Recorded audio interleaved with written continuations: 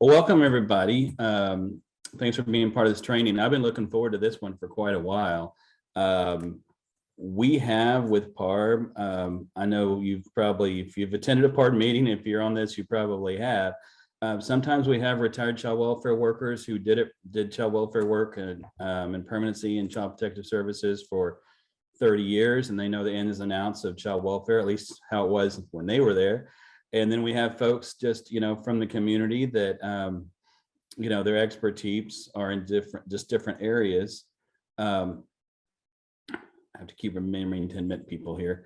And so this is kind of an opportunity for us to kind of hear about what are some of the terms that are used, what are some of the steps. And I think, as you all know, and I'm sure that Emma and Chandra will be reminding us that they have to follow lots of different statutes.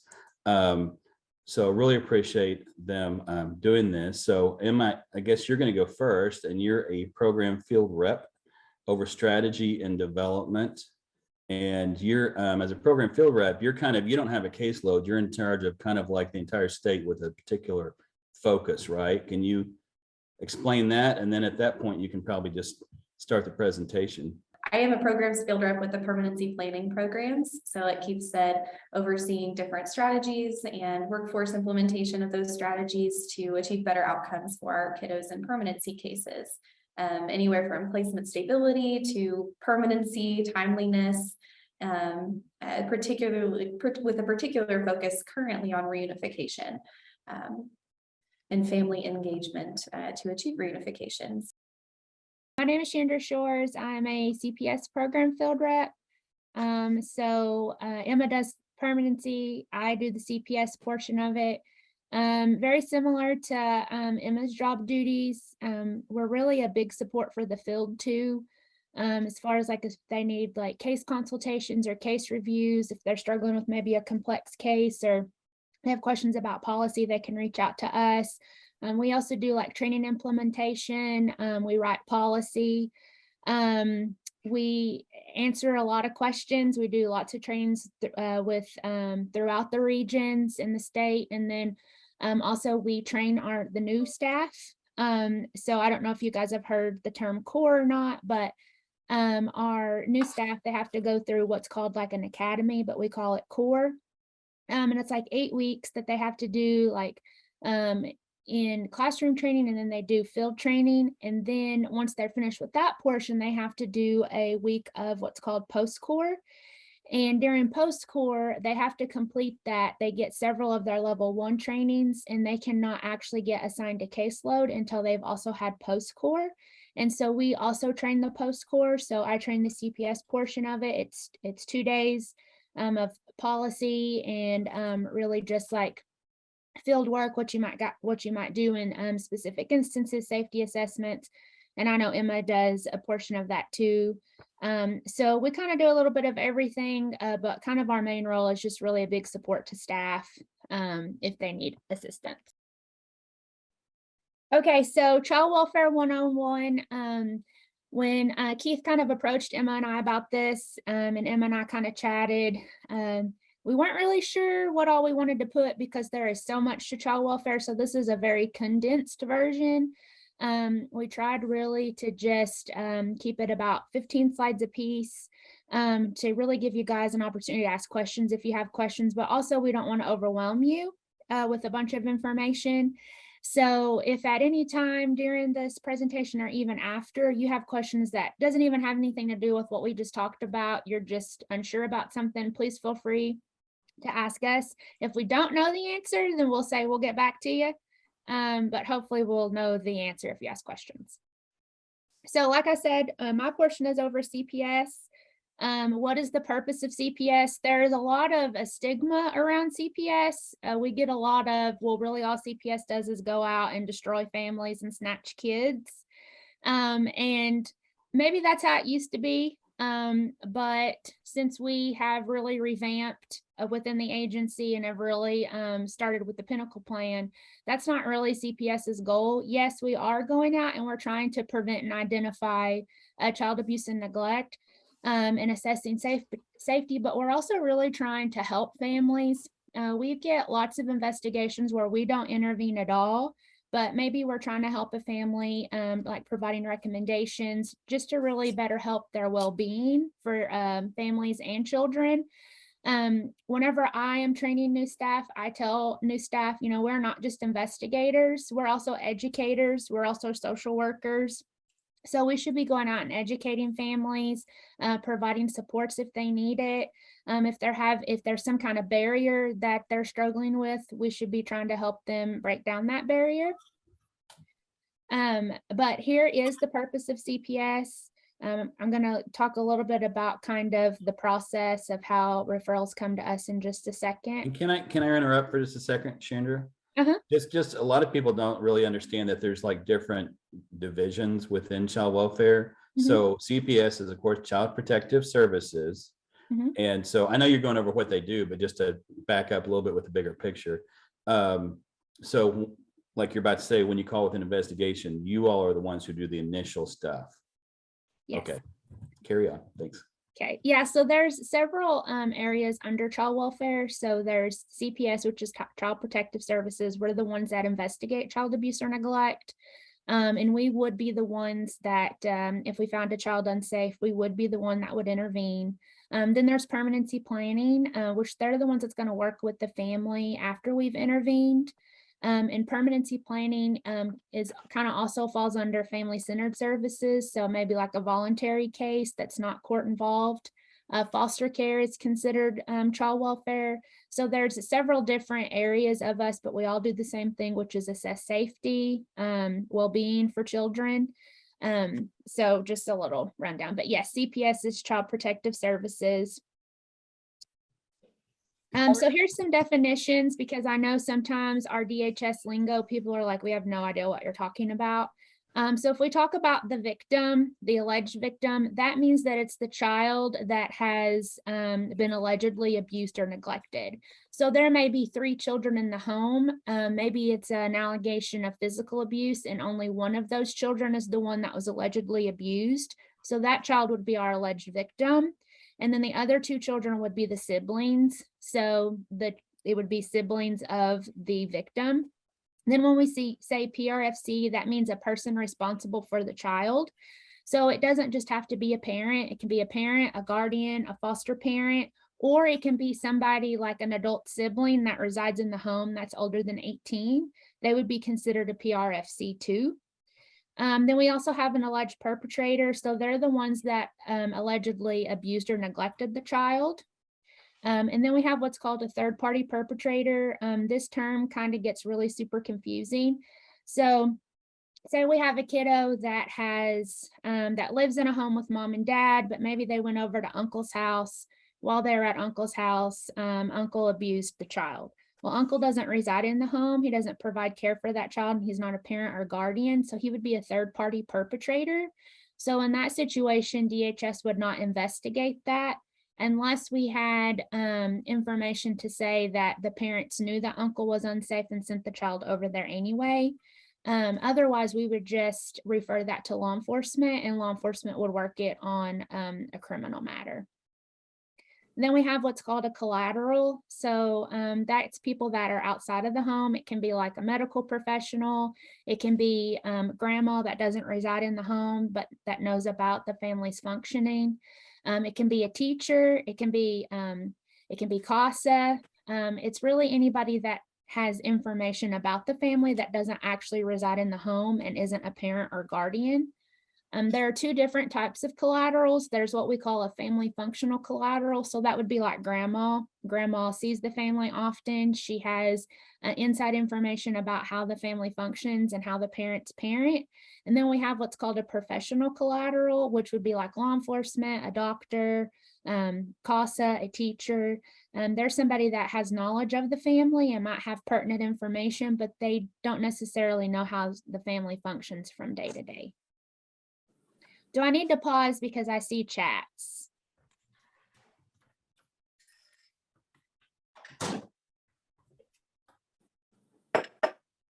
Okay, that's just, never mind. Yeah, we were just talking about the PowerPoint. Oh, gosh. Sorry. Okay. I do want to add about the PRFC.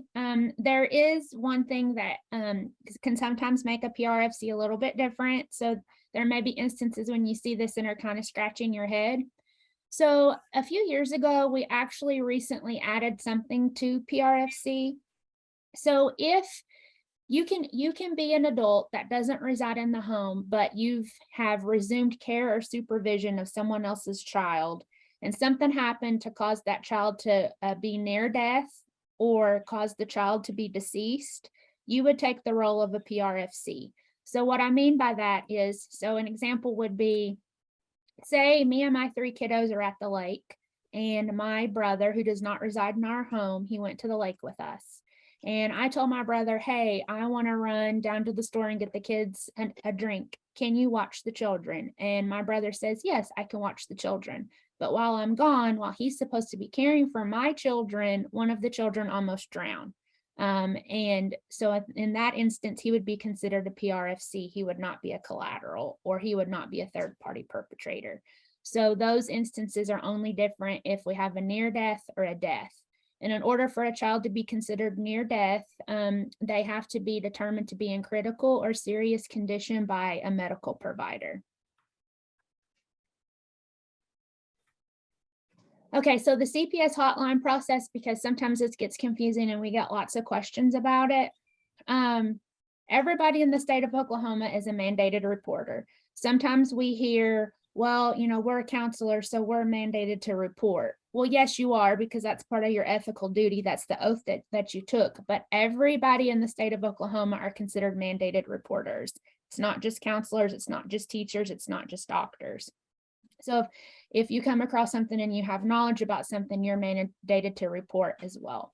So somebody calls the hotline, which is this 1-800 number, and they're concerned about a child, and they report the information. So during that call, the hotline is going to try really hard to gather very specific information. So they're going to ask the household composition, they're going to ask demographics, family functioning. They're going to talk about what specifically you're concerned about. They're going to ask if there's anybody else that may know about the situation. They're gathering all this information, number one, so us as CPS can locate this family. We know where we're supposed to go. We know who we're looking for. But also, as part of CPS, our policy is we have to also do history checks. So we have to look up child welfare history and criminal history. So we need to be able to have dates of birth, social security numbers to be able to look those individuals up. And like if a child is at school, we want to be able to go to the school and talk to that child. So that way the child maybe feels safe and comfortable. And maybe they're not afraid to be talking about certain things because they're not in the home with their parents. So they're going to ask a whole bunch of questions. So once they gather this information, what they do is the hotline has different levels of staff too. They have workers and they have supervisors, just like CPS workers have. So the hotline worker is going to type everything up. They're going to do a child welfare search on the family, and then they're going to staff that information with their supervisor. And their supervisor is the one that determines if it meets the requirements to be assigned an investigation, or if it doesn't rise to that level and it's going to be screened out. And I'll talk about what screened out means in just a minute. So some of the things that they take into consideration about whether they should assign an investigation or not is, obviously they want to know how old the child is and what the child's vulnerability is. And when we talk about vulnerability, we mean it can be the age of the child. It can be if the child has some type of medical diagnosis or mental health diagnosis. It could be the child's environment.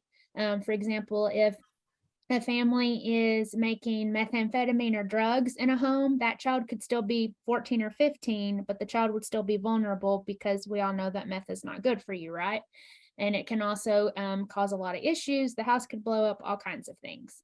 They're also going to look at child welfare history, if what we're alleging has that happened before, because we know that history is the best indicator of future behavior, right?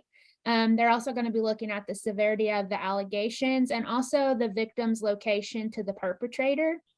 And the reason that they would ask that is because they're going to try to determine if it should be a priority 1 or a priority 2, which we'll talk about in just a second too. They also have to determine what type of investigation it's going to be. So within DHS, we also investigate foster homes, and we also investigate child care center in homes.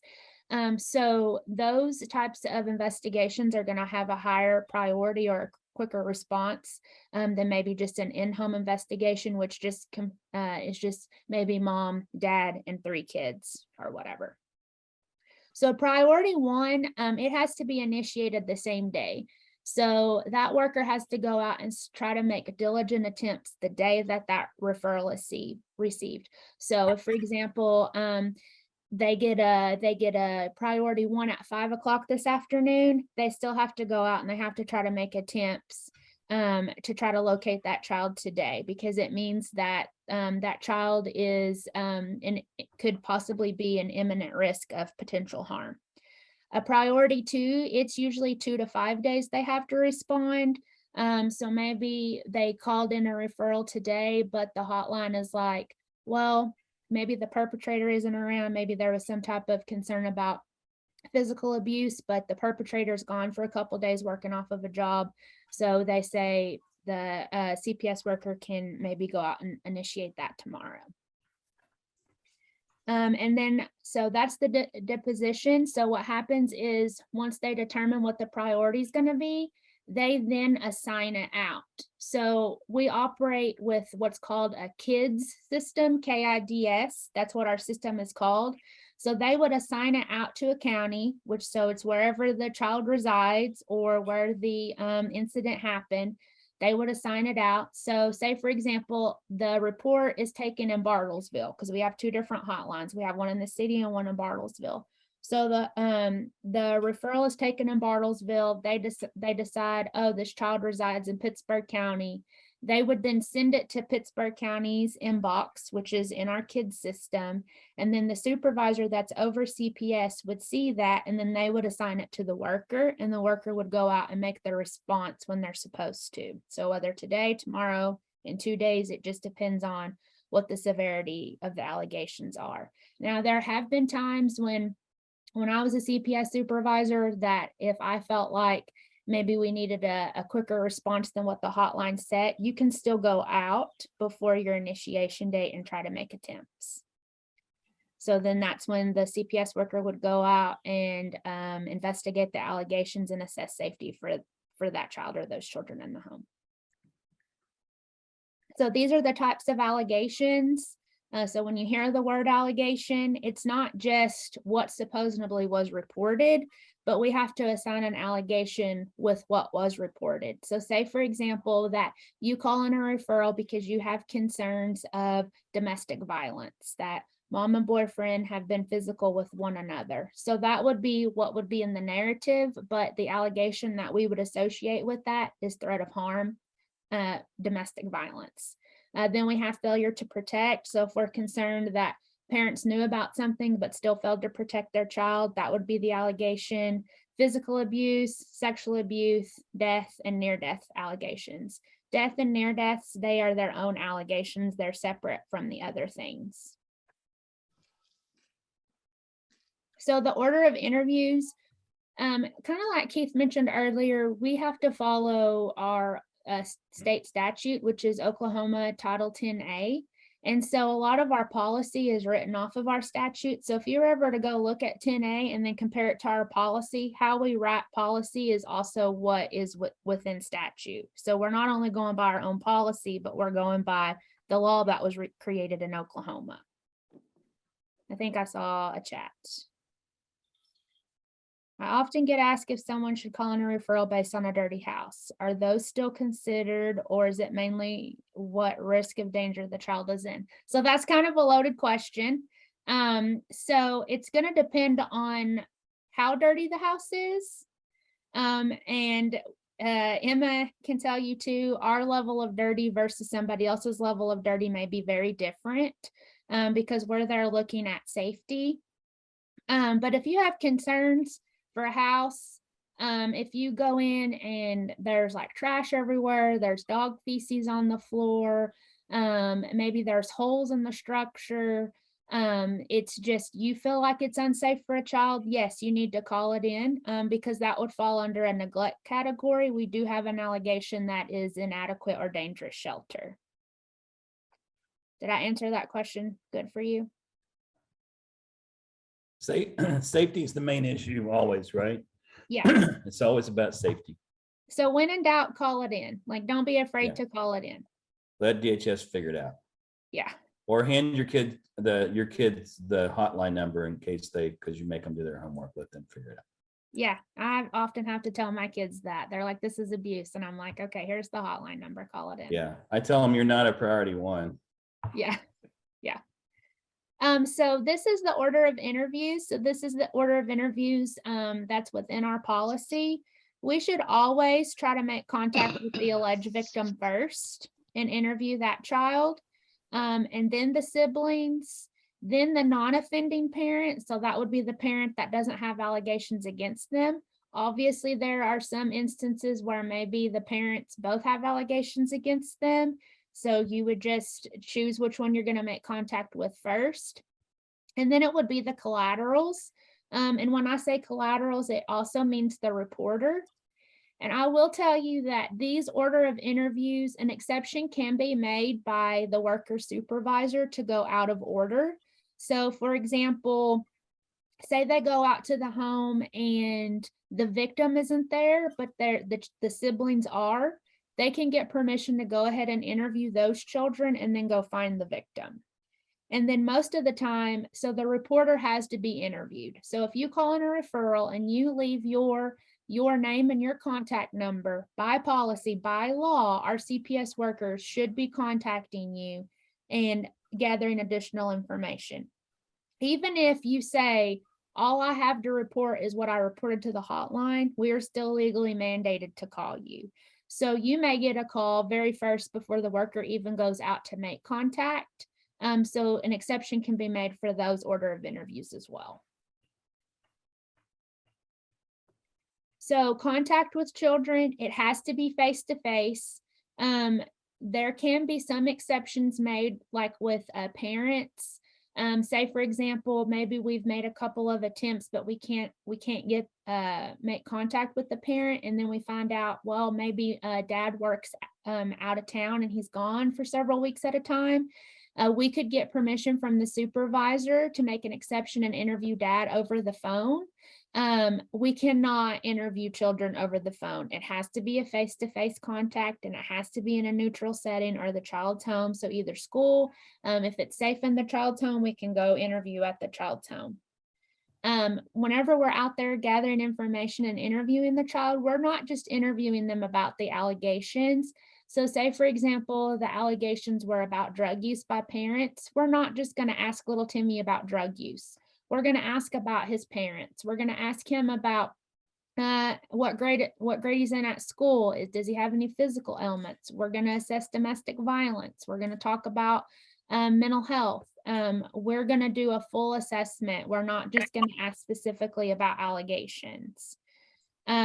We also have to, like, anything that like our eyes can see. So like their arms, their legs, we should be doing like a body observation. If a child discloses to us that they have some type of injuries, then we should be getting them seen by a medical professional that can document that. We also want to observe family interactions. So maybe we do interview the child at school, but later we want to go to the home while we're interviewing mom and dad and really just kind of observe what their interaction is like in the home. The home visit is, per policy, should be unannounced. I will say that there is protocol within policy. So what we have to do, the first day, we have to make at least 2 unannounced attempts to locate a child. So maybe we go to the school and the child's not there. Maybe the child's absent. So then we go to the home and the child's not there, but we're going to try there twice. We have to make a minimum of 2 face-to-face attempts within at least an hour apart, and they have to be diligent attempts. So what I mean by that is, say we go to the home and maybe nobody's home, but we see a neighbor out in the front yard and the neighbor says, oh, the child doesn't come here after school. They go to Nana's house over on 12th Street, and the neighbor gives us the address. We now know where that child could potentially be, so we must go try to make contact with that child there. That's a diligent attempt. If we were to get a referral and we go out and the address is like a vacant field, and that's where we continue to go try to make attempts, we know the child's not going to be there. So that's not a diligent attempt. So it has to be diligent face-to-face attempts. So we have to at least try to make 2 attempts the first day, and then we have to make 1 attempt each additional day. So after the 4th attempt, if we cannot locate the child, we can leave a contact letter telling the parents that they need to contact us, but then we're still going out and trying to make attempts. So it should be unannounced at least the first 4 times. We have to do a home visit unless there is some type of safety risk to our CPS investigator. So maybe there's concerns that they're making meth in the home. That would be a concern, but that's an exception that has to be made by the supervisor and the district director. We can't just choose not to do that. And then it has to be documented why we decided to do that. We have to observe and document sleeping arrangements for all children, not just the children 12 months and under. It has to be for all children. Why do you think that we would want to observe and document sleeping arrangements for all children and not just for infants?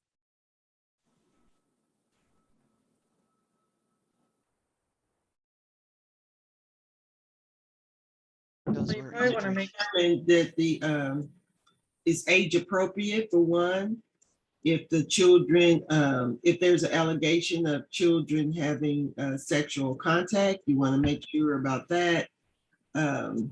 Whether it boys and girls are sleeping together and they're too old to be sleeping together. So Yeah, so also in addition to that, just because kids tell us that they sleep somewhere or that they have a room, it doesn't necessarily mean that that's where they're sleeping. When I was an investigator, I had a child tell me that, hey, so do you have a bedroom? Do you have a bed? Yes, yes. Then I went to the home and I told the child, hey, tell me where you sleep. And the child took me to the utility room and they had a pallet beside the washer and dryer.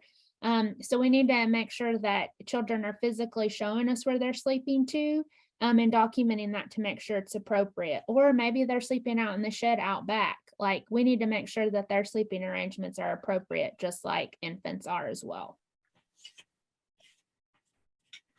So you guys have probably heard the term Assessment of Child Safety or AOCS because we with DHS have an acronym for literally everything. So an AOCS is the Assessment of Child Safety. And the best way to really explain that is our kind of our information that we're getting to decide if we feel like this child is safe or unsafe. So when I mentioned a couple of slides earlier about how we're asking about allegations, we're asking about domestic violence, disciplined parenting, that is all part of the assessment of child safety. And we have to address everything that's going on in that kiddo's life in order to make a correct determination. So whenever we say that assessing safety, that's part of the assessment of child safety. It starts at the hotline and it goes all the way till the investigation closes or permanency planning closes out their case.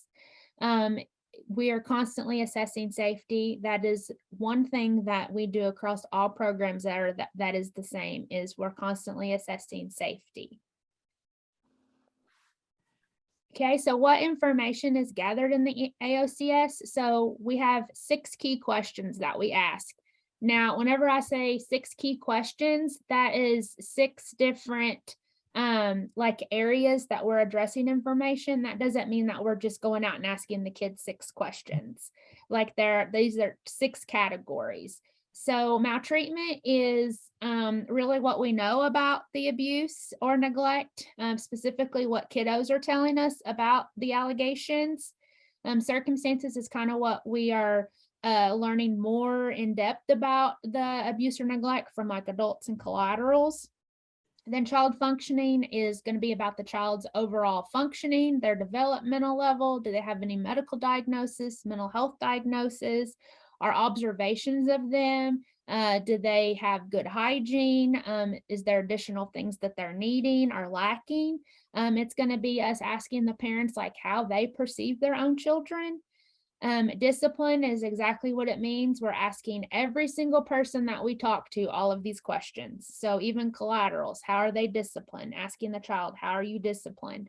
Parenting is really us assessing how the parents function on a day-to-day level and how they parent their children. So we would ask the kiddos, like, how do you feel about your parents? Tell me something that you like about your parents. Tell me something you dislike about your parents. Are these parents able to provide for their children? What's their expectations for themselves as parents? How collaterals feel about these people as parents? Would they allow these parents to care for their own children? Why or why not? And then adult functioning is the portion where we're addressing substance abuse, domestic violence, mental health, supports for the family, what causes stress within the family household. So a good interview done by a CPS worker could last anywhere from 30 minutes to an hour or more, depending on what's going on in the family and what kind of follow-up questions we're having to ask. But these questions is what guides our questions that we ask. So when we talk about the safety threshold, we're having to take all of the information that we just gathered in the AOCS, and we're having to look at these 5 things. So in order to have an unsafe child, we have to have all 5 of these things. If we only have 4, we have a safe child. Maybe it's high risk, and maybe we could get an additional piece of information that would cross the threshold. But the safety threshold is what I like to consider our safety measuring stick. So the severity of it, what's the severity of the allegations? What does that look like? What do we know is going on in the family functioning? Is what's going on in the family home, is it out of control? So like domestic violence, boyfriend or dad's constantly leaving injuries on mom, and it appears to be escalating. Is it observable? Can we walk in and touch something that's going on? Maybe the child's been physically abused and there's been injuries. Is the child vulnerable? Kind of what I talked about earlier with the vulnerability. It's not necessarily the child's age. It can be several different things. Is there medical issues going on? How old's the child? The environment, that type of thing. And is it imminent? So is it happening right now or likely to continue to happen? So that's where we take a lot of the family's child welfare history and criminal history also into play. And we're not just focusing on one specific incident. So yeah, maybe there was an incident that happened right now. So maybe mom and dad got into it and the cops were called. We're not just asking about this specific incident. We want to know if there's any incidents in the past. We are not incident based. We have to gather all of the information, past and present, and then we have to decide if what's been occurring in this family home in the past, is it likely to continue to occur? And that's part of how we make our safety decision. So when we talk about a finding, these are the different types of findings that we can have. So once we've gathered all of our information and we have applied the safety threshold, we determine if we're going to basically confirm or not confirm on this. So substantiated means that, yes, we found that child abuse or neglect did happen, that we did have enough information to confirm or substantiate on that specific part of the allegation. Unsubstantiated means that we don't have enough information. We weren't able to gather enough information to confirm it did occur, but maybe we do still have some concerns. Maybe that if we were able to gather another piece of information, maybe we could still get there. But for this specific investigation, we've done all we can do and we can't substantiate. When we unsubstantiate, we would be recommending some type of service. Ruled out means that we went out there and every person that we talked to, all of the information that we gathered absolutely said that abuse or neglect did not occur. So we're ruling it out and not making any recommendations. Unable to locate means that there's certain policy that we have to follow to try to locate a family, and we have followed all the policy and we absolutely cannot locate this child or family. So we would close it unable to locate. And then failure to cooperate would be that the family failed to cooperate. Now, I will say that there are certain instances with failure to cooperate if we have some pretty good information to suggest that the allegations are happening, but the family is refusing to cooperate with us, we can go to the district attorney and request what's called an order to produce, that they would take to the judge, and the judge would court order those families to produce the child to us. And when that happens, that opens us up to be able to interview the child, complete a walkthrough of the home. We could also get any medical or mental health records as well. So that's also something that has to kind of be staffed with the supervisor and DD about what decision needs to be made with that. I will say, just because we substantiate doesn't mean that we have deemed a child to be unsafe. So when I talked about how we try to look at the big picture, we're not just an isolated incident, there may be instances where we determined that yes, the allegation did occur, but the child isn't unsafe. So an example that I like to give with that is like, maybe we got a call that a 10-year-old child has a couple of belt marks on his buttocks. And we go out and we determine that, yeah, mom spanked him with the belt. Mom admits that she went a little overboard and spanked him too hard.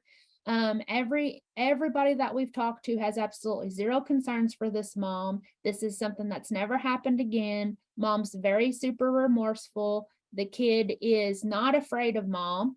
Then we may substantiate because, yeah, it happened, but it doesn't mean that that child is unsafe. We would substantiate but deem the child safe, and then we would recommend services. Now, in order to substantiate and have a safe finding, that worker and supervisor has to staff that with their district director. It's basically just another level to ensure that they're making the appropriate decision. Has anybody in here participated in a child safety meeting? I can't really see y'all if y'all said yes, so I guess it doesn't matter.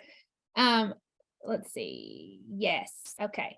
So a child safety meeting or a CSM is something that is actually pretty new. I think we rolled these out in maybe like 2015. It started with different regions. I think region 4, which is where I'm out of, which is McAllister. I think we were the last one to implement it. So it may have started in like 2014. So a CSM is a meeting to determine if a child is going to be safe in least intrusive or restrictive placement.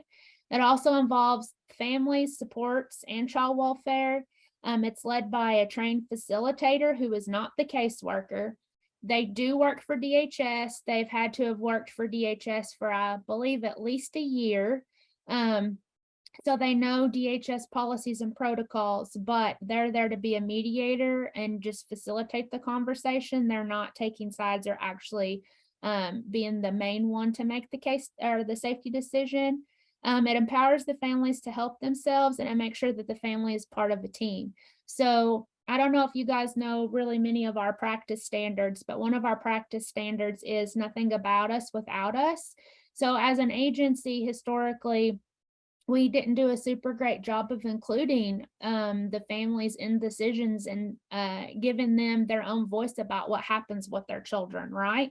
And so we created these. So if there is if we're considering doing an intervention, so we're pretty sure that this child is going to be unsafe, or we have done an intervention, whether we've taken a child into custody or set up a safety plan, we have to have a CSM within 2 days. So the CPS worker, the family can bring whomever that they want, any support that they have. The facilitator, the tribe can be involved. It's whoever would be a pertinent part of the case would come to the table. We would discuss the information that CPS has learned so far, what the concerns are, and we would attempt to make a decision to have without having to intervene.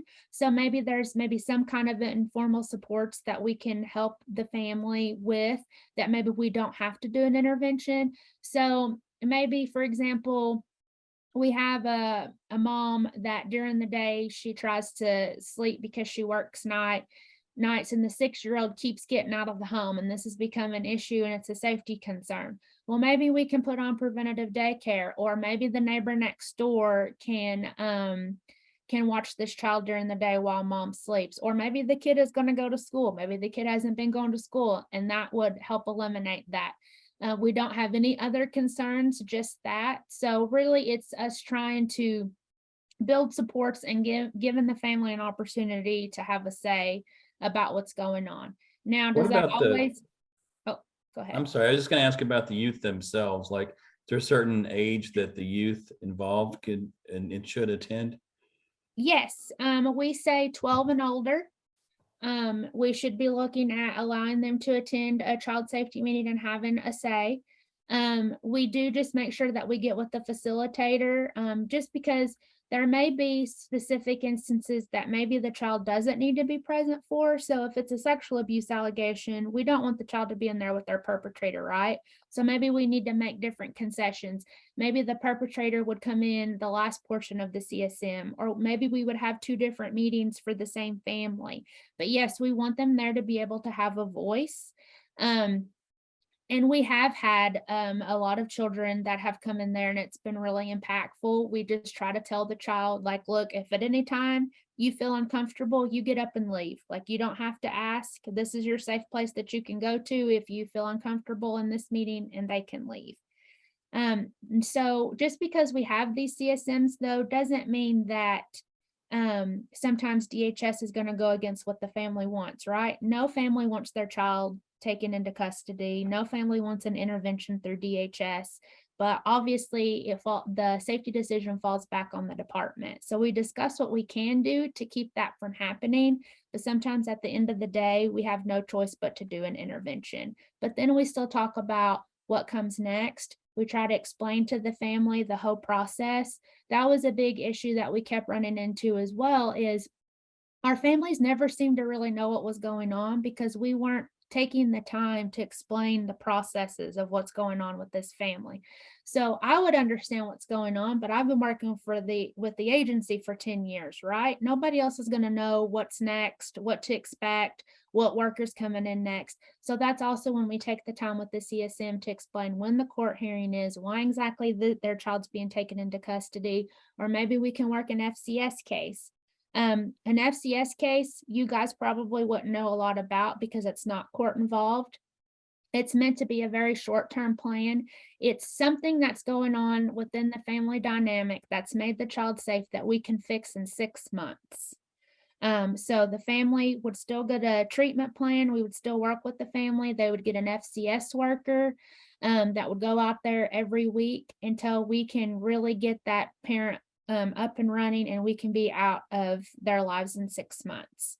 There are some instances where we're able to work that, and we've had a lot of successful FCS cases. And then there's then sometimes we have to go to the highest level of intervention, which is taking that child into custody, which is where ML come in a minute. So here's the types of interventions: family-centered services, court supervision, and permanency planning. What is an example of something that may lead to an FCS case opposed to court involved? So let's see here. One good example that I can think of right off the top of my head that I had whenever I was a supervisor was we had a mom that had tested positive for I think she had tested positive for meth at the birth of the baby. That we know of. She didn't have a lot of substance abuse history.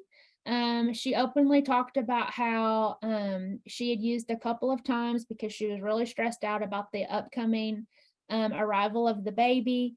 This wasn't something that she had done her whole life. She had just started using like a couple months prior. She had a really great support system. She didn't have anything that we consider a poor prognosis indicator. So she wasn't going to have to go to like inpatient rehab for 6 months, right? It was something that we felt like could really help her with outpatient services. So we were able to do an FCS case. On the other hand, there are options. There are those instances, though, where we do have a mom that has such a huge history of meth use that she is going to need inpatient rehab, and we can't fix that in 6 months. So that we would have to be court involved with that. Chandra, I'll add too, you mentioned that particular parent had a lot of family support, and I'll bump in here if you don't mind. I've experienced, in my experience, that family support can be the game changer between family-centered services, non-court involved, lower level of intervention, maintaining that family unit. That family support is going to be the game changer between that route and court involvement, out of home placement a lot of times. And sometimes it's up to us as the department to help families identify their existing support, because families may think they don't have anybody because their current circumstances may be telling them that, right? They may be all alone, they're isolated, but we can sometimes help them identify, well, so-and-so helped you fix your car last week, and who helps you with, getting your kids to school. We can bring those people in and help families identify their natural supports to better maintain the family in a less intrusive way.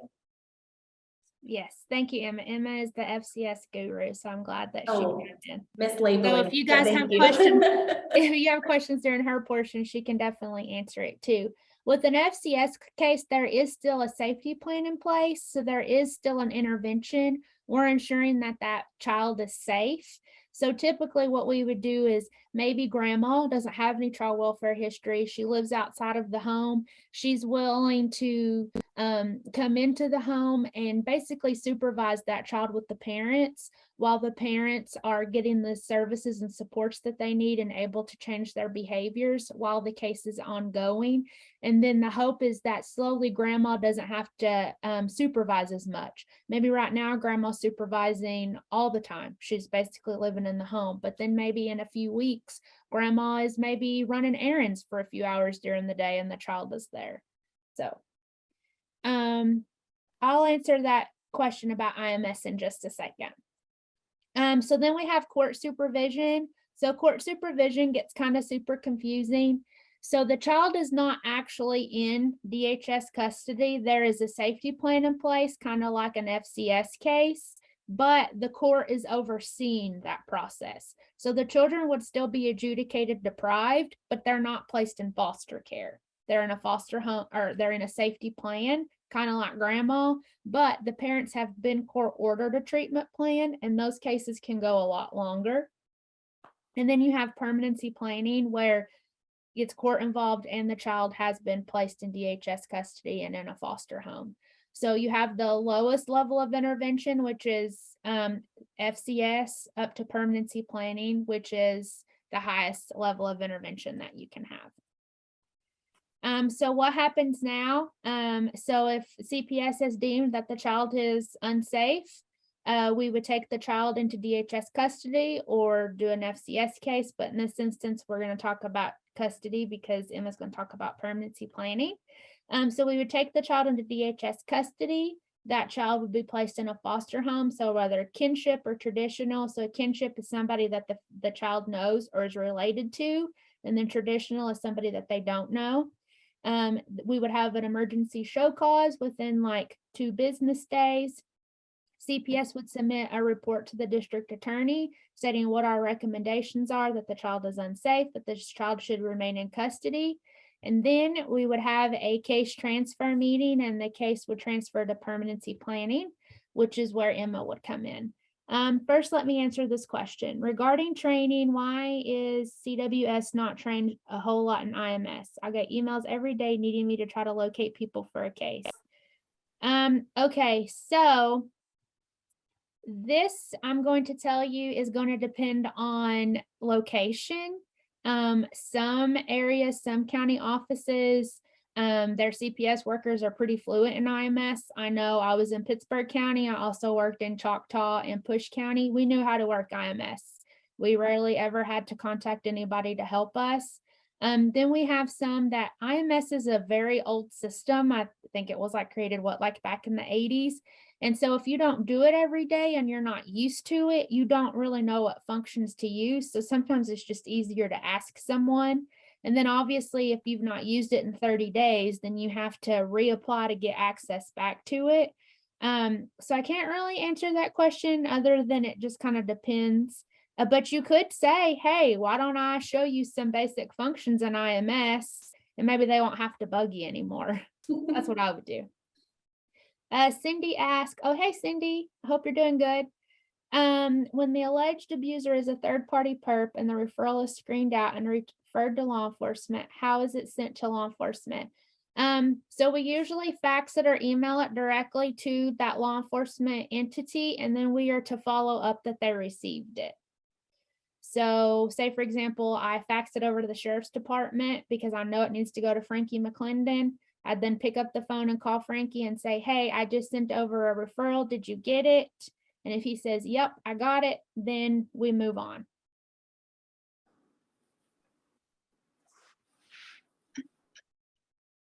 Okay. Chandra, are you okay clicking next if I like give you a nod or a signal or something? Yes. Okay, sounds good. Hey, while you guys are making this transition, can you also, either one of you, talk to what are the steps with the court at this point? Because we're, obviously by our fund title, post adjudication. So when is the kid adjudicated deprived in this process? Is that the show cause, or when is that? Or adjudication occurs after show cause. It'll be the hearing after show cause. And I do have a court screen hearing in a little bit. So I will go over hearing by hearing kind of what to expect at each of those after emergency custody hearing. But yeah, the adjudication should occur within 90 days. Sometimes if given exception, it can extend out to 180. That's something that we encourage and train our staff to be aware of, because if we extend past that time frame, that petition and that emergency custody order expires in a sense, and that child can go home. Legally, we no longer have custody. So it's very important to pay attention to those timeframes when we hear about adjudications being delayed and put sent off, being continued. Sometimes there's no choice, like COVID, right? There's no choice sometimes. But sometimes it is, there are things that we can do to assist in ensuring timely adjudication, like ensuring parents have proper legal counsel, assisting them through that application process. Working with our court partners to streamline that application process for parents. That's often a reason we see cases get continued at adjudication, is parents don't have attorneys. They want one. They say they're in the process of obtaining one. So the judge continues the case.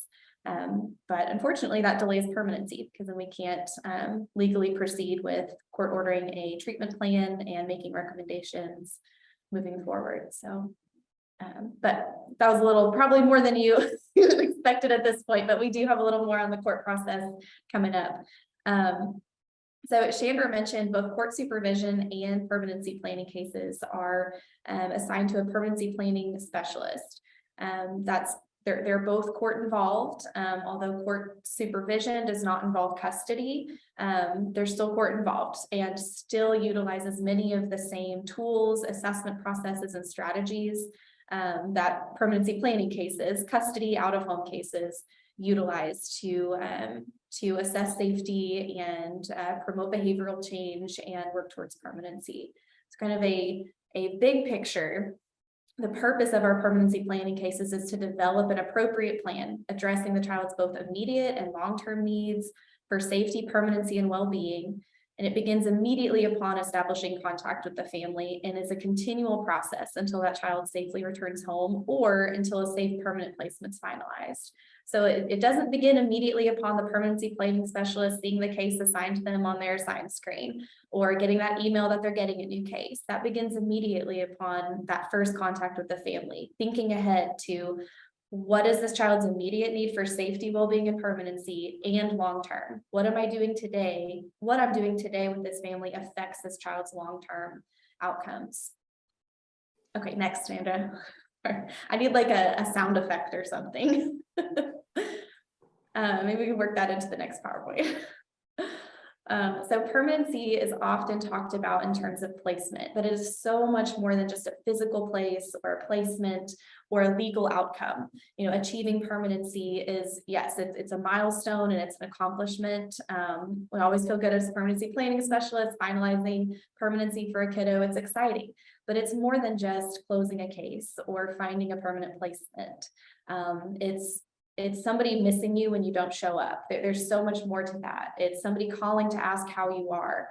Our working definition of permanency we utilize is it consists of one adult and a parenting type relationship. And noticing it's one adult and a parenting type relationship. It's not one parent, right? Because it may be an older sibling that's taking on the role of a parenting type relationship. There's a mutual understanding between both child and adult that relationship's intended to last forever. There's no there's no quid pro quo there. There's no, I'll be your parent until you misbehave. It's going to last forever. And there's a mutual understanding there from the youth as well. This isn't just till I turn 18 and move on. This is forever. It's an unconditional commitment by the adult. There's that identifying sense of belongingness, my son, my grandmother, if not my parent. And it is known and understood by people in your world. We all have those fictive kin or friends of the family who we identify as aunt or uncle, perhaps, that aren't really our biological aunt or uncle, or even legally our aunt and uncle is just what we call them. But that's who they are to us. And people in our lives know that about our relationship. They know that's my aunt, even though, and they know that that's how I see that person, but it's not really my aunt. How we talk about permanency is often in terms of case plan goals. So hopefully these sound and look a little familiar to you. Return to own home, guardianship, adoption, and planned alternative permanent placement. Return to own home is by and large are the vast majority of our cases. That's going to be the case plan goals starting out, and only changes to one of the other 3 case plan goals when certain criteria exist. And we'll talk about that a little bit later once we go through the kind of the court process and other internal permanency processes we use to assess safety and assess permanency options. I will say planned alternative placement is very, very rarely used. That is utilized for kiddos. They have to be 16 or older. There have to be, it's a very well thought out decision-making process to change that case plan goal. Because what that means is you're not actively seeking adoption and you're not actively seeking reunification options either. An example of that I heard recently was a 17-year-old youth who is in federal detention beyond the age of 18. There's not a permanency route. We can't reunify, we can't do a guardianship or adoption. So that seems to fit very well for that youth in that particular situation. Okay, next, please. To build a really strong foundation for successful permanency, we have to recognize our goals, which are number 1 of the utmost priority is safety. Keep every child safe. In home, out of home, every child needs to be safe. And below that, our secondary goal is to achieve permanency for every child. Whether out of home or in their family's home in a court supervision case, and we're working to maintain that family unit. Our secondary goal is achieving permanency. The foundation here requires frequent parent-child contact, relationships. And when we say relationships, we mean with everybody involved in that family in that case. Relationships with treatment providers, service providers, tribal partners, court partners, resource families, the family themselves, the child. We're building those relationships. And we're also helping the family build relationships as well. To maybe support their own behavioral changes that they're making along the way. For successful permanency, we have to be transparent about our safety threats and about our safety assessment.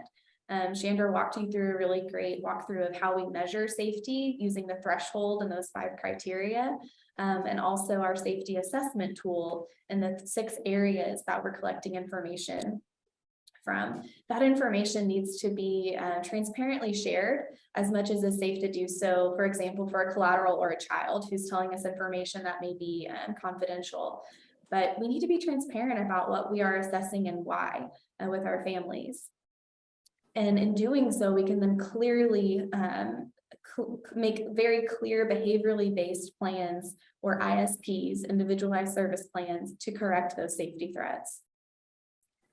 We need to be clear about our goals and being transparent about safety threats. We also need to be transparent about what that means for permanency. If we are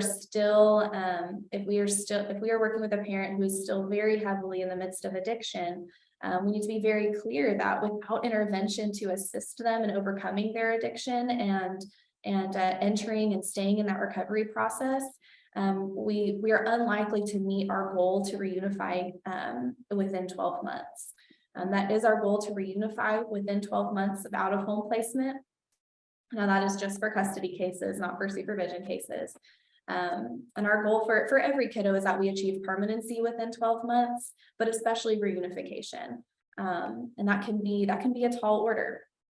But a lot of our strategies, I think, go to the next slide, Chandra. I think that's where we get into our tools and processes we have in place are really geared towards achieving, giving the families the best opportunity they have, the best opportunity we possibly can to achieve permanency, particularly reunification when possible within 12 months.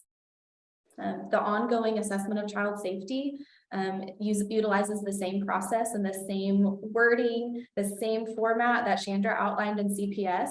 That is a consistent process through permanency planning as well. We're continuously collecting information from those sources Chandra mentioned, the children, the biological family, the resource family we now have available as a collateral to give information to us, to provide information and observations to us in a permanency case. We now have potentially added interventions and treatment providers who previously weren't involved in the family's life in the investigation phase.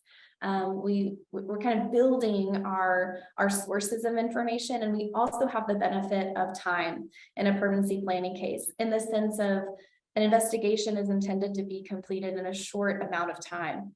And permanency planning, although we have that goal to reunify and steps along the way to get there, we also have the opportunity to meet with the family and engage at a level that is perhaps allows us to receive much more detailed and more information, more detailed, and gain a better understanding of what that family needs and how that family is changing over time. Our worker visits are required with children and parents. Over the last 2 years, we've seen a lot of heightened accountability from programs level all the way down to field level on engaging with our parents. We've drastically improved, I'm happy to say, in our efforts to both find our parents, but also our efforts in meeting with them and engaging with them. So where we started was less than 50% of our parents we were documenting, less than 50% having contact with every month, and now we're up to just under 95%. Last month, we saw 93% of our parents are receiving either a direct face-to-face worker visit, we are attempting to find them, or we have a small, like 10% have an exception to making contact with them because of certain case circumstances.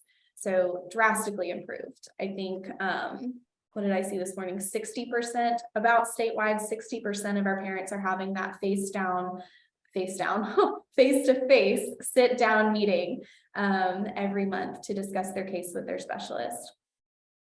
Those visits with children and parents take place a minimum of monthly. However, that is expected to increase per best practice when there's changes in case circumstances. Every parent, every child is different. Some youth may benefit from more frequent worker visits, particularly depending on their placement type and how long they've been in that placement. Parents, the same. Parents may need different things. One parent may be just fine seeing you once a month and there's really nothing else to address in between, but another parent may benefit from maybe just a quick check-in call every week to check in, make some new goals. Maybe they met the goals you set last week and you're making new goals together for this next week. Within those worker visits and in between worker visits, we are reviewing their individualized service plan. We are ensuring that those, and we'll talk a little bit more in depth about the individualized service plan in a moment, so I don't want to get too far ahead of myself. But we should be reviewing how effective, how accurate, and applicable that ISP is, to ensure that we're assisting the parent in locating resources, making sure that it's still accurate in the sense of it's still addressing the safety threats we're identifying. Our family time, that is our visitation strategy, our family child visitation strategy. We'll go a little bit more into depth with that in a moment as well, just like family meetings that occur regularly, and diligent search. Diligent search is a term you may hear quite a bit in court-related cases, particularly when there is a non-family placement, when we're using traditional foster care. All of these are ongoing processes. I put these on here because they're all ongoing processes and really reflect what permanency staff are doing every day on a regular basis. We're continuously collecting information from worker visits and contacting service providers and people who know the family to incorporate into our ongoing AOCS, to create and monitor the ISP, to better inform and justify where we are in family time, what level of supervision, holding family meetings to keep the family updated, to keep everybody on the same page, reduce triangulation. We never have that, right, in court involved cases, and continuously diligently searching for kinship and connections. I always train staff and encourage staff. Diligent search is not just a one-time thing. It's not just for placement. If you have a kinship provider, a lot of people may stop searching for relatives, but that's an ongoing process. That's really for supports for the family moving on. That could support the parent in reunification. That could support the existing kinship provider. If we had multiple kinships identified that were willing to be a part of this child's life. I always love family meetings when the room is full. When the room is full, you know you've done a good job diligently searching for kin and supports, because those are all people on that child and that family's team. A little bit about each of those processes. I may have should have told you to move ahead a moment ago, but that first ongoing AOCS in the permanency case is completed within 60 days of removal and before at different points in the case. The next time you would update it would be before reducing family time restrictions. The next time after that may be beginning trial reunification. And then after that would be closing the case into reunification. The AOCS is very important in permanency cases because it justifies our case decision making. It justifies our decision to reduce supervision level in a family time situation. It justifies us advancing towards trial reunification and requesting a child go home.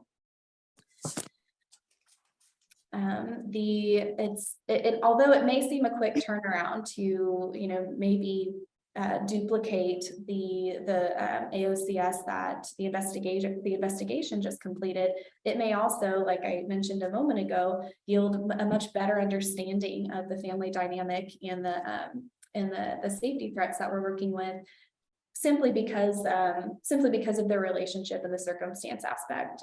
The dust has settled, perhaps, since that initial upheaval and maybe heightened emotions that were present when experiencing a removal of a child, and we may be able to get more or different information that can lead to better understanding.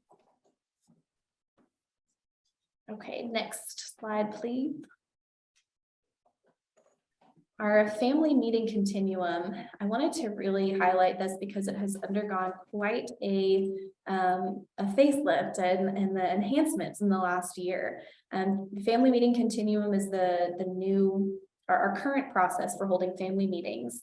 You may also have heard these referred to as family team meetings, family decision making. They are an extension of CSM. So a CSM, child safety meeting, is part of the family meeting continuum. That's the first meeting. The overall intention is to ensure children and families are involved in that decision-making process. And just like the child safety meeting Chandra mentioned, the facilitators are trained specialists. And the really cool thing about our new process is that specialist is intended to remain with the family throughout their involvement. So we know there can be some turnover within our child welfare staff, and unfortunately that, sometimes it's positive reasons, right? Sometimes people are promoted, sometimes people just move to a different position in the agency. Unfortunately, that leaves the family learning a new person. And by keeping that family meeting continuum specialist consistent throughout the family's involvement, we have some consistency. It's not the same. It's not, as intensive as having the same specialist, which we aim for, but it's still somebody, a familiar face that we see. This is based in research that does show that the importance of early, quality, and frequent parent engagement and family engagement, and that is so vital to promoting permanency outcomes, safety, and well-being. Now, our previous process was family meetings were required to be held once every 6 months. We didn't have formal or consistent facilitators. I facilitated my own unit as a supervisor. I would facilitate family meetings sometimes. That wasn't best practice, right? Because I'm not neutral. I'm not neutral. I have staffed this case. I know the answer that I'm asking the question to. It just seemed sometimes disingenuous that I'm asking a question that I just talked to you about how you're doing, and I'm asking you to tell the group, which sometimes might be 2 people. It might not be a lot of people. So that it wasn't the best practice that we could offer families. Now, our current process, not only do we have those specially trained facilitators that provide that consistency in caseworker, but we're also holding them much more frequently. For the first 12 months, we're holding them every 60 days. And after 12 months, every 90 days. So both the kiddos that are just being removed, those 0 to 12 month out of home kiddos, and after 12 months, that frequency is cut in half or more by holding them every 60 and then every 90 days. So far, our feedback from parents has been fairly positive. Parents want to have more meetings. Some people even request, why can't we have more? Can we have another one? Can we have them every 30? And unfortunately, we don't have the capacity for that everywhere right now, but we appreciate the feedback and that parents are enjoying these. We have a survey set up where parents can survey on their experience after family meetings. So we can gather that input on an ongoing basis and use that to inform our strategy moving forward. Okay, next one.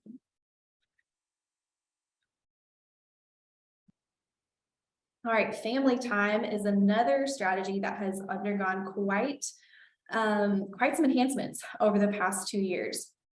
Family time is also rolled out statewide.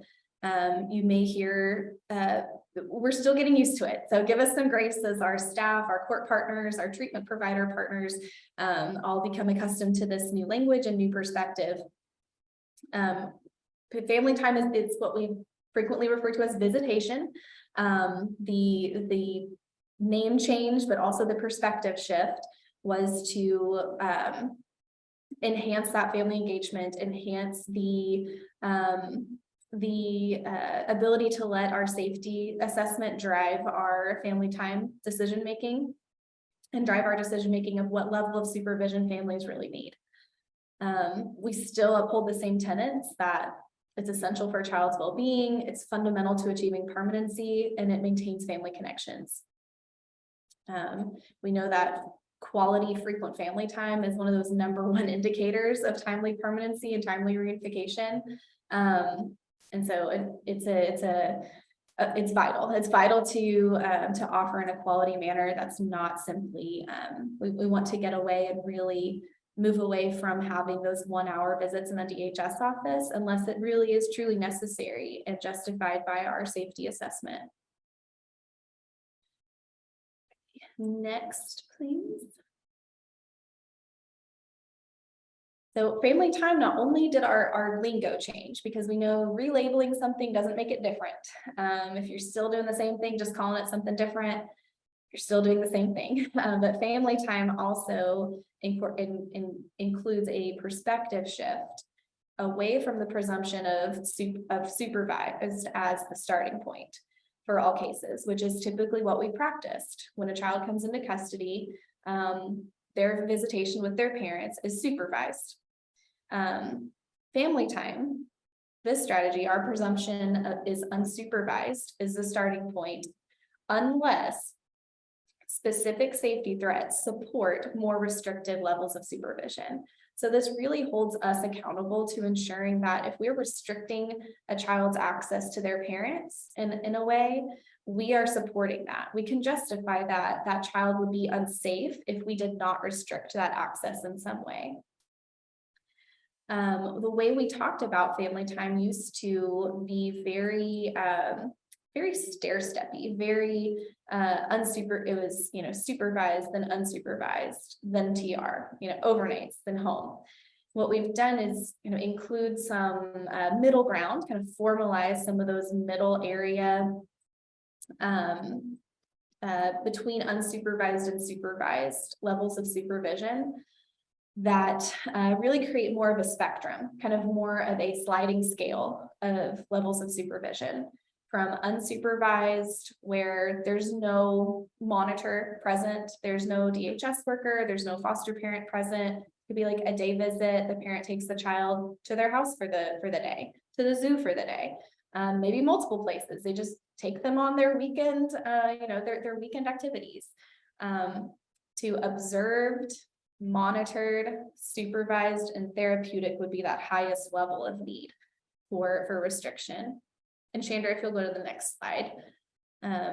This next slide is what our staff use to help determine what level may be appropriate and what our role as far as justifying in a safety assessment, what that would look like to help guide staff into using a uniform measuring tool to determine the level of supervision.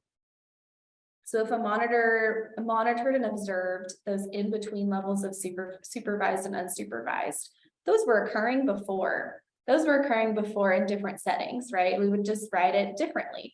We would likely call that still supervised. But maybe we're with the family in the library, but we're far away. We could wave to them and make eye contact when we need, but we don't need to go with them. You know, we don't need to go with them to the restroom. They can go outside to the playground. We can observe them, you know, from a distance.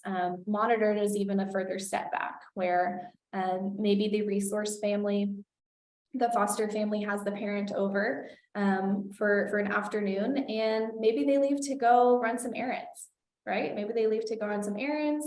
They're doing stuff around the house. They're around. They're available if needed, but they're not present all the time, and they don't have the family within their earshot, and definitely not within vision for a large part of that time. Okay, Chandra, next one. Oh, before you move on, sorry, my bad. The monitor role was also much more formalized. We've formalized what that monitor's role would look like, as well as providing guidance to our specialists on how to assess that monitor, kind of empowering the families to utilize their natural support systems, but also empowering our staff to better assess that monitor's ability to monitor safety and to inform us, to identify when unsafe situations are occurring and to intervene. So we want to make sure that our staff have those staff are empowered to assess for those aspects as well. Okay, now we can move on. And Emma, I want to give you about a 8-minute warning, and I want to try to save some time for questions too. Okay, sounds good. I will do my best. All right. This is really just to show how much has happened up until this point. The first 30 days in a permanency case are very fast paced. And we have a lot of family intervention, a lot of family engagement. We have a lot of meetings with the family. You can see we've had a case transfer meeting 10 days after removal, expected to see the parents within 2 weeks of removal, that first family meetings within 30 days. So we have a lot of activity going on, getting to know these families and getting to know what they need, assessing safety, so that we can prepare their ISP in an intentional way that is best suited to their needs. Okay, next slide. The individualized service plan is one of the main topics at that first family meeting at 30 days after removal. By that point, our permanency staff have met with the child or children, met with the families, potentially identified, hopefully we've identified several interventions, several treatment providers for the family. And at that time, the family meeting, where we may not have that written down yet, we may not have the ISP written, but we have a good idea that we've discussed with the family and can discuss further at this family meeting, how we're going to address all those safety threats that we've identified in the AOCS. The ISP should be something we've developed with the family. It's not something we provide to them to sign the day of court. Although we understand, despite our best efforts to engage families, sometimes that does happen. Sometimes families are not ready to literally sit at the table with us and develop that plan.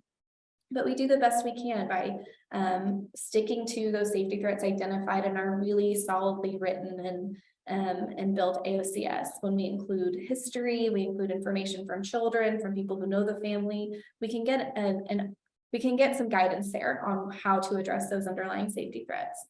Our ISPs are intended to be safety focused and not address quality of life issues. Quality of life could be like obtain legal means of income or driver's licenses. We see courts or staff sometimes even requesting that parents have driver's licenses before reunification. And that's pretty difficult to make that into a child safety issue. So it needs anything we're asking a parent to be court ordered to do in their ISP needs to be very, very closely, directly linked to safety. We're also writing and monitoring our ISPs to be based on behavior changes and not strictly on compliance or completion of services. We can all remember that Spanish class that we took in high school or college, and we completed it. Maybe we got an A, got a 4.0, but none of us can, maybe some of us can, but likely we did not retain most of what we learned in that class. So we want our ISPs to be written that way, to be written in a way that parents are internalizing and really living those changes to protect their children. And of course, SMART goals. We know what SMART goals are: specific, measurable, achievable, relevant, time specific. We want to keep that in mind when we're writing our ISPs so that we can measure success. People want to know when they're doing well. If we don't write them in a measurable way, we can't then tell our parents how they're doing. Even when they're doing well, we want to be able to inform them of that as well. Okay, sorry, Chandra. We identify our services and interventions through a variety of ways. We do have contracted service providers that are contracted with the department to reduce that financial burden on parents. But we also take parents' cultural considerations into consideration. For example, different languages, tribal resources, etc. We can reach out to our tribal partners and our community partners to find something that best fits our family's needs. We have ongoing training and education to support specific subject matter, for example, substance abuse and domestic violence, empowering our staff with tools and resources to better identify and better match services to families' needs. And we also have a really great internal experts within our program staff. Mental health consultants contract with us from the Department of Mental Health. We have program staff like Chandra and myself. We have child welfare nurses and our child welfare disabilities unit, who acts as kind of a liaison between developmental disability services and child welfare for kiddos with complex needs. Those groups are vital to assessing and identifying necessary treatment and interventions. I'm promoting the mental health consultants all the time. I think that's an underutilized, and those are the kids that seem to stay in custody longest, as well as mental health issues. Yes. And of course, developmental disability services and OXA. There's lots of good services that, as PARB members, we're trying to make sure that workers understand. Yes, that is great. Yeah, incorporating them to even, read over the ISP we have written, ask for ideas on treatment modalities or different, different tangible ways to assist parents. Okay, next slide. All right, so here's that court process I promised. Our permanency, our internal DHS process and our court process doesn't always align exactly. The court process, like we talked about, could be delayed for a variety of reasons, but our internal process keeps going. We still have a duty to abide by our own policy and our own state statute to engage with families, write ISPs. Local service arrays. Oh, good question. The local service arrays I was referring to is our local community partners, like domestic violence providers, mental health providers in the community, parenting education providers, substance abuse providers. So anybody in the community that we would refer for supports or formal interventions. We oftentimes can collaborate with them and in a confidential way provide the circumstance that we're working with. For example, I'm working with a parent who has borderline personality disorder and I don't even know where to start. How can you help me?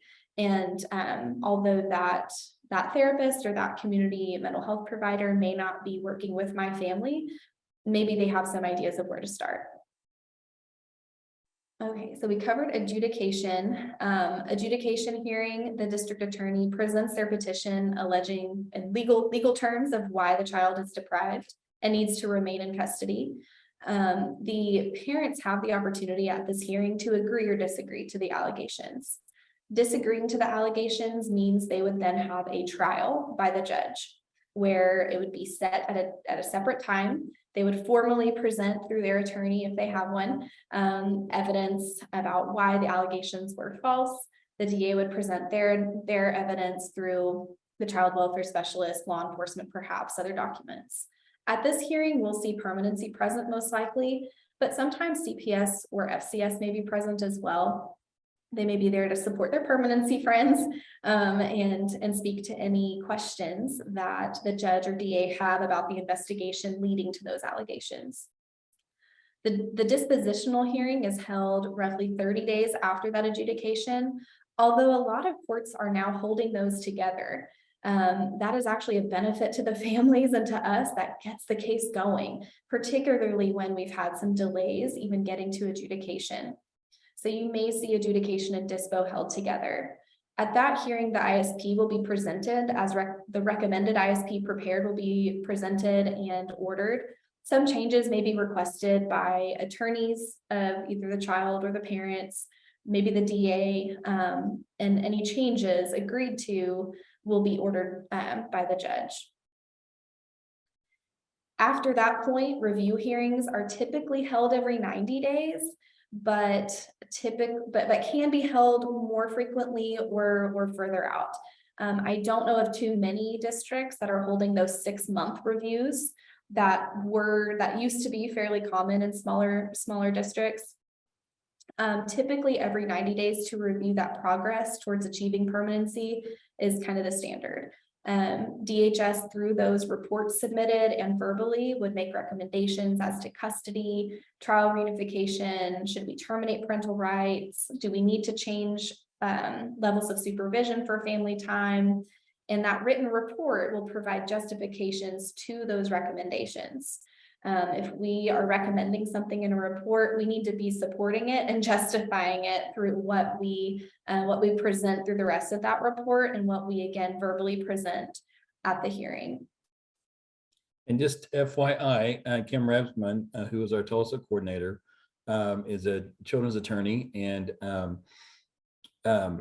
was a court case manager for a long time, and she really knows. She does a big training on the court process, what she's doing this evening, and we have recordings of that as well. So if people want to know more, and I'd like you to keep going because we're recording this, and if people can stay, I would love for them to stay, and I don't want to be in a bbig hurry, but I understand if some people only were scheduled till 1:30, they can certainly step off if they need to, but please keep going. Okay, I just have a couple, just two more slides or so about kind of how cases typically close, kind of the two outcomes we typically see for cases and permanency cases.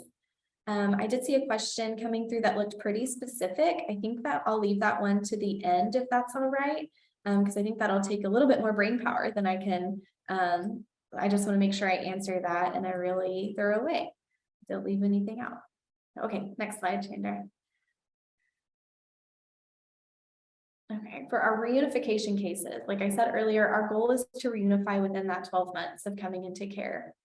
We're recommending that when we have determined that the parent's behaviors, circumstances that created that unsafe situation are corrected or can be managed through a safety plan. There are times when we can have children at home with their parents and we're managing those unsafe behaviors through a safety plan.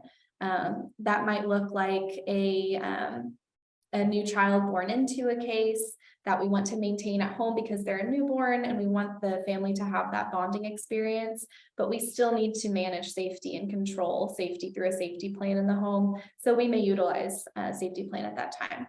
I will tell you, I don't know a lot of courts that entertain that in a permanency case. Most courts want to see safe. They don't want kids going home unsafe, a safety plan, because that's really risky. I understand that as well. But safety plans are an option.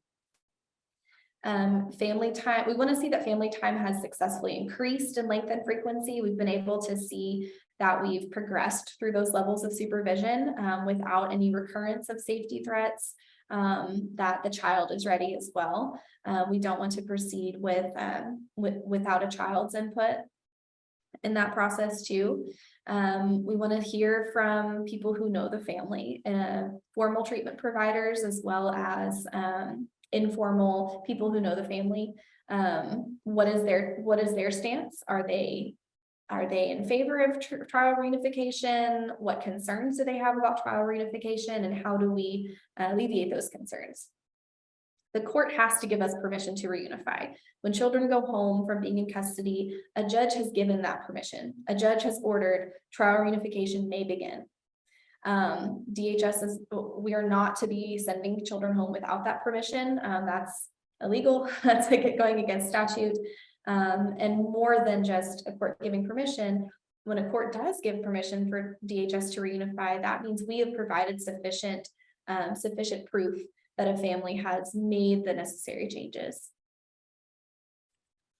And I wanted to reinforce that too, just for our PARB members that are involved in the court process.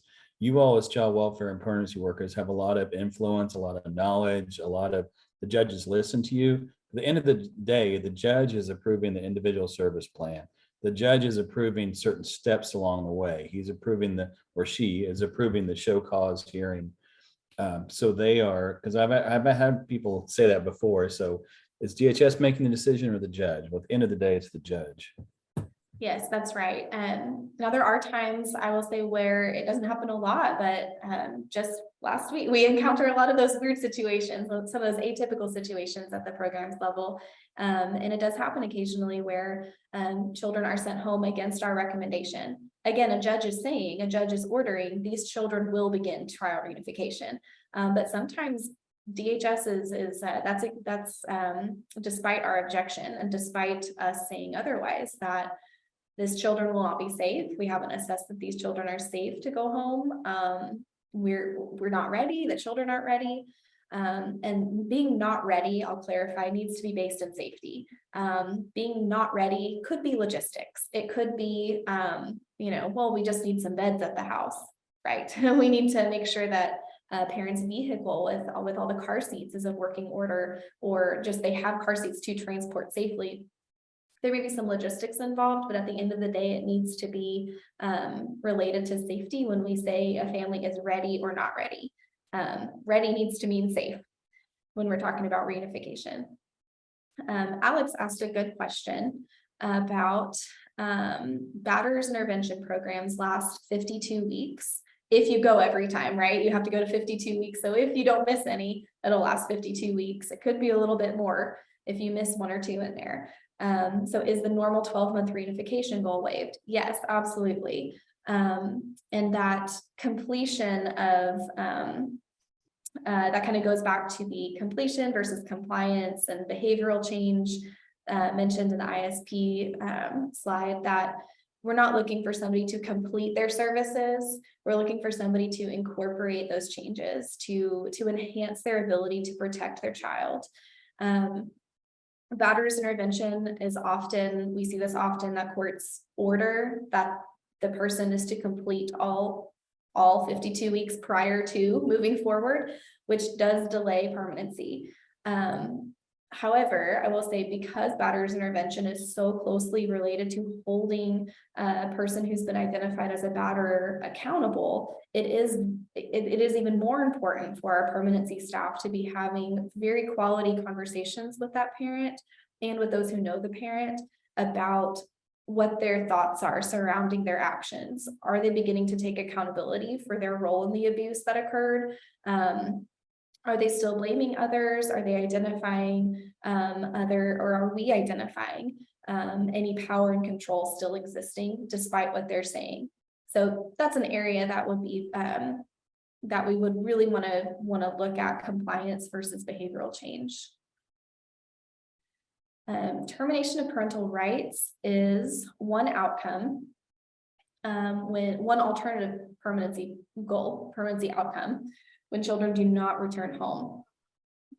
When certain circumstances outlined in statute exist, we can recommend termination of parental rights. Oftentimes that's in terms of failure to correct conditions is the legal terminology, meaning that there are continued unsafe behaviors despite our efforts to support parents' changes. Another circumstance utilized often is time out of home. So children are 15 months out of home. We have to ask for an exception to continue with our goal of return to own home. If the parent is making a lot of progress, I mean, man, sometimes addiction and severe mental health are really, really difficult dynamics to overcome in 12 months. And sometimes parents may need a little bit more. Maybe they had a little bit of a late start entering that recovery system or experienced a relapse and had to re-enter the recovery process. So sometimes going beyond that 12 months is necessary and in the family's best interest. At that time, we have to request the judge grant an exception to pursuing termination of parental rights because those circumstances exist where the family is making progress, Your Honor, that the parents are making progress. We experienced a setback, but we're making progress and back on track. We're not prepared to recommend termination at this time. So time out of home is really important to consider when considering requesting termination. Really important to look at those timelines. When we recommend termination, we are continuing that parent engagement at the same level. If we recommend termination, it doesn't happen that day, not always, rarely. Our engagement with the family needs to continue because some people change. People change all the time, even when we have said we have recommended termination. Maybe it takes 6 months to actually get that case to trial, or for the DA to file a petition. Maybe the DA doesn't want to file that petition. And if we have stopped working with that parent and stopped engaging with that parent, maybe we missed an opportunity to still help them change. Even if not for the child we currently are working with, but if that parent is a young parent, they may have more children in the future that we still need to serve this parent and assist them overcome their barriers they're facing and help them become healthier individuals. That petition for termination is filed by either the DA or child's attorney. Either one of those two personnel can file that petition. Typically you'll see the DA, but I have seen a couple of children's attorneys file that petition. And that just simply means the child's attorney is the one responsible then for preparing for trial. So whoever files the petition, it's kind of like whoever started it gets to finish it. Whoever filed the petition is the one responsible for collecting witnesses, collecting evidence, holding the trial. The parent has a choice between a jury trial or a bench trial with the judge only. That is purely parents' preference. Their attorney may advise them on one or the other. I can see pros or cons to both, but it may just come down to personal preference and based on that parent's specific case. Saw a couple of questions in the chat. Yes, Chandra mentioned you might hear DHS specialists say we want to go on the record. Yes, that's really important. You may see specialists ask to be heard rather than it just only being written record, so that it is written as part of that court minutes, and the stenographer documents that DHS on the record stated opposition to the judge's decision. Uncommon to terminate only one parent's parental rights. Understanding progress or termination. Okay, so when one parent is making significant progress and the other has not done anything, but termination on that unengaged parent is rarely considered. I asked this question before of the court that I practiced in for a very long time, and was basically told it comes down to the timelines that it would take to terminate are longer than it would be to just reunify with that successful parent. So if we have a parent doing well and is very close to reunification, we're going to reunify and be closed out quicker than we would terminate on the unengaged parent a lot of times. So that was the answer I was given. There may be some circumstances where it may be safety related, and it may serve that parent and child's safety interests to terminate. That's something that the department would need to bring up to the court and bring that to their attention about why this would be beneficial in the long term. Not being punitive, just this would actually serve a safety purpose. If there is potentially severe sexual abuse or domestic violence, and there's not a criminal component, whether or not there's a criminal component with that. Okay, and someone provided, yes, the final permanency order, that is absolutely true. The final permanency order, when we close in reunification with one parent, but the other parent is not determined safe, a final permanency order will address that custody. So we would recommend which parent receives what type of custody, what type of visitation or family time would we recommend for that other parent. Sometimes we have reunification and both parents are safe, but they are not in a relationship. They have two separate households. That would look very similar to a standard kind of standard custody order in a divorce case. Of course, it can be very specific to the circumstances of our permanency case if there are specific safety aspects to consider. That typically is rolled into their, they would then have to, any changes to that permanency order, those parents would have to go back to court to change. You've got 2 slides left, Emma. Can you go ahead and go through those? Yes. I did want to bring up guardianship because our guardianship program has really taken off. Guardianship is an option for when sorry, I'm rhyming, is an option when adoption is not maybe in the best interest for the family, but reunification, there are barriers to reunification and termination. Maybe an older youth doesn't want to be adopted. Maybe that's just, they just don't want to be adopted, and guardianship sounds a little bit softer and they agree to guardianship. Maybe it's a grandparent or an older sibling that just, they don't want to adopt and be a parent. Like they want to still take care of this relative, but they don't want to be mom. And guardianship may allow for some of those natural relationships to continue. The financial stipend for funded guardianships is the same as foster care. And that's something new that's just started within the last 2 years or so. When we have Title IV-E guardianships, those are funded. The safeguard with our Title IV-E guardianships is that custody would revert back to DHS if that guardianship is dissolved. With typical Title 30 guardianships, which are typically kind of the standard guardianships for children not in custody, where a grandparent or a relative may go to the court, file for guardianship. Those are, if those are dissolved, the custody just reverts back to the parent. And if we still have safety concerns about a parent, we don't want to risk that guardian changing their mind, or circumstances change in their life. Maybe they become very ill and can no longer care for the child. They go dissolve the guardianship.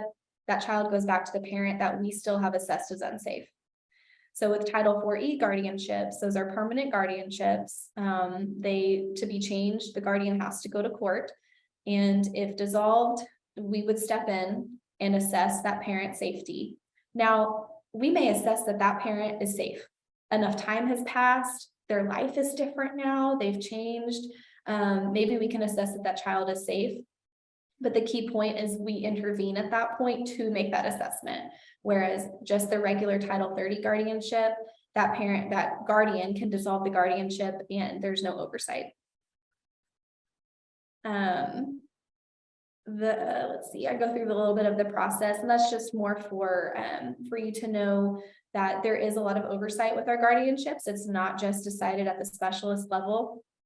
That guardianship is determined as the case plan goal, which is pretty highly tracked. We're always tracking how many kiddos have a case plan goal of guardianship. It's not just a placeholder. We want to make sure if we're selecting that as a case plan goal, we're actually helping our staff make efforts to achieve that case plan goal. The internal programs approval process for those funded guardianships is in place to ensure that this really is the best interest of the child and this really is a safe decision. And typically this requires parents' agreements, although I have seen some contested guardianships, and that looks similar to almost like a trial of sorts where both parties present evidence and the judge decides if the guardianship should be ordered over the parents' disagreement. All right, next slide.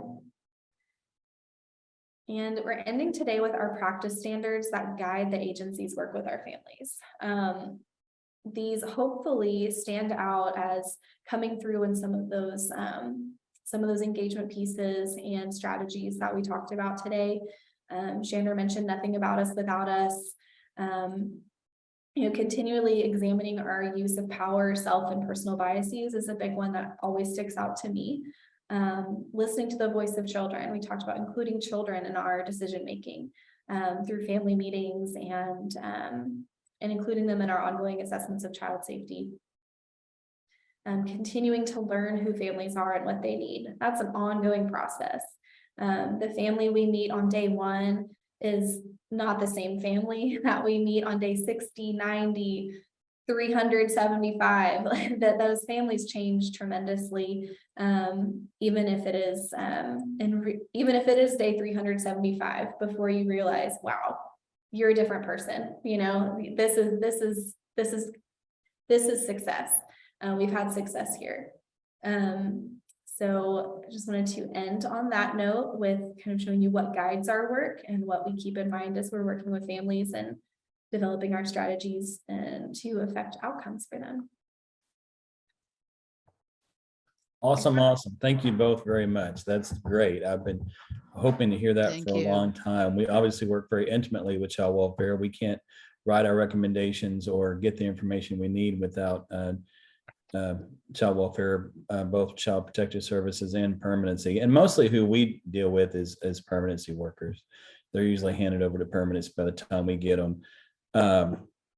And like I said in the chat, I'll be sending out your all's PowerPoint so you'll have it. And it's fun to hear from the DHS perspective, because I think we hear a lot from the court perspective and kind of an advocate perspective. Not that that's bad, but it's just you're trained in a certain camp. We kind of understand things from a certain perspective as well.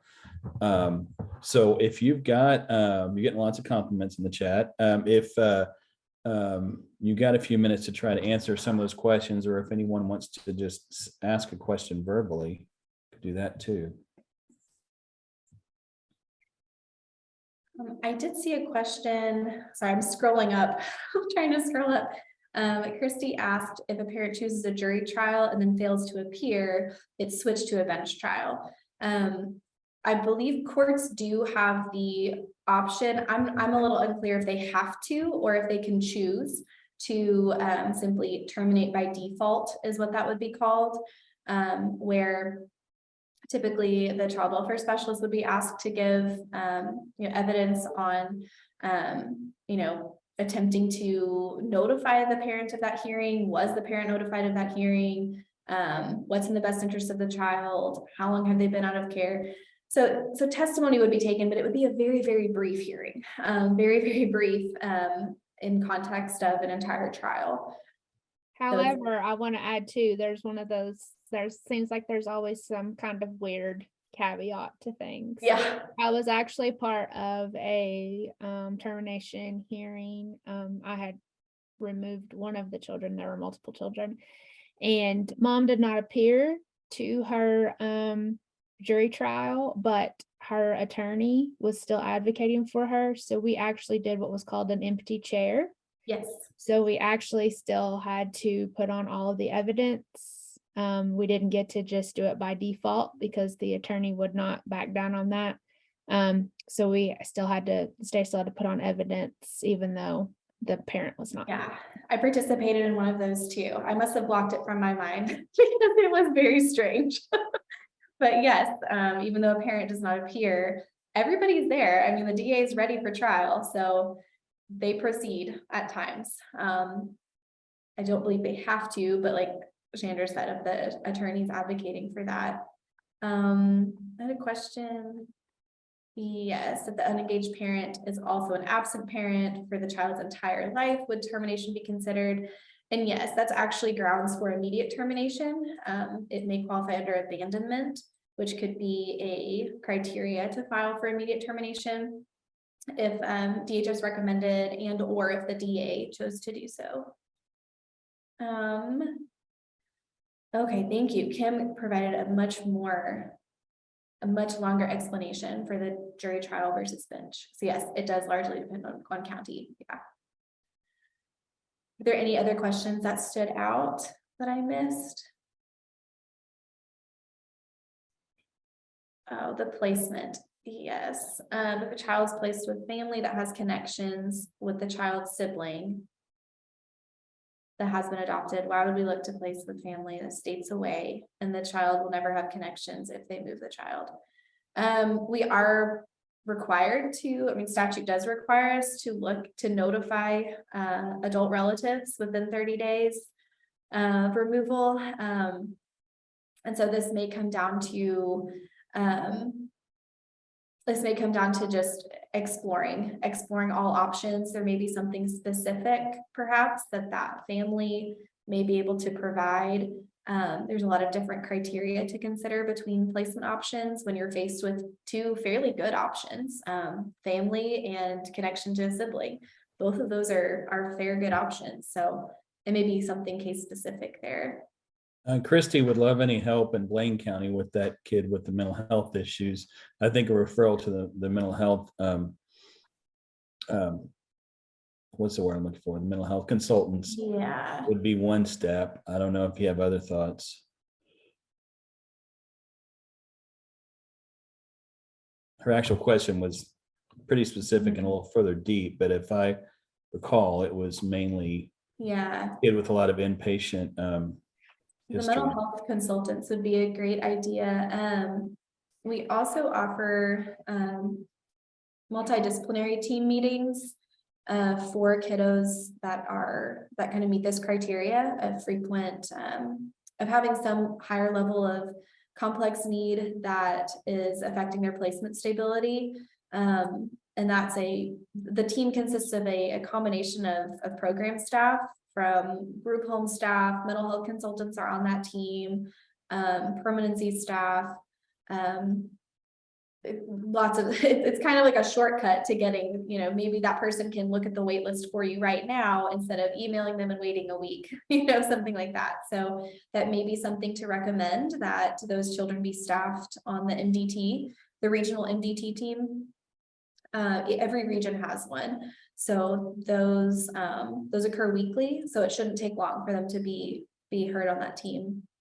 Yeah, Christy, I can send out both the list of the mental health consultants and they're by region. And also I want to send out the OXA information. It's like the mental health consultants and OXA are what people need to know about the most.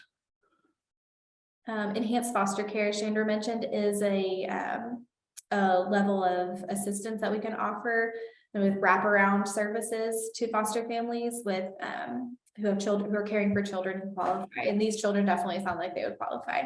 So if they can find a placement and plug them into services through enhanced foster care, which they may already have done, that will assist them in both meeting their needs and stabilizing placement. Just FYI, we have a specific PARB in Oklahoma County that focuses only on mental health cases. And we've done some mental health training in the past, along with TDS, Development Disability Services. And we need to knock the dust off of that one again. I'll probably send something out to everybody on that as well. Because those are the hard to place kids that age out. Well, Yeah. it really stinks because when they were in custody the first time, we didn't have the trauma focused counseling and therapy, you know, like we do now. And so their brother was shot and killed in front of them. Oh my gosh. And the father was eventually sent to prison for it. But, you know, I don't think we failed them the first time and didn't get them the services that they needed. And now they've come into custody a second time, and they've been in custody for over 5 years now. And it's just sad because I don't want to see him age out of custody, but I'm scared that's what's going to happen. Yeah, I'd also look at just like everywhere youth in that population go, I'm always thinking about connections and who are they connecting with, who wants to maintain a connection to these kiddos, and changing the way we ask about connections. Anytime we call a family member and say, hey, your nephew's in custody, they think we're asking for placement, because 9 out of 10 times we are. And their answer is no, I can't homeschool. But changing the way we ask about that to just, how do you want to stay connected to this youth? You know, this youth speaks really highly of you. You taught him math in 9th grade. Do you want to stay connected with him? And it could start there. You know, so just kind of changing our phrasing around that, and always looking for, who can I build into this kid's team? How can I make that family meeting room full of adults on this kiddo's team?